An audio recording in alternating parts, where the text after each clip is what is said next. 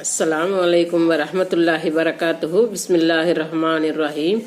அன்பான சகோதர சகோதரிகளே, எல்லாம் வல்ல அல்லாஹ்வின் நல்லடியார்களே, இன்று நாம் காண இருக்கும் தலைப்பு நட்பு கொள்ளும் முறைகளை அறிவோம்.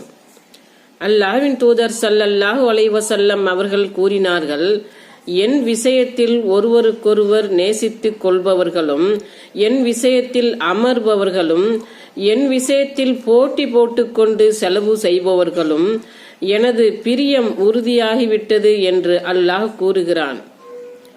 அறிவிப்பவர் முஆத் ரலியல்லாஹு அன்ஹு, அஹமத் 22,30.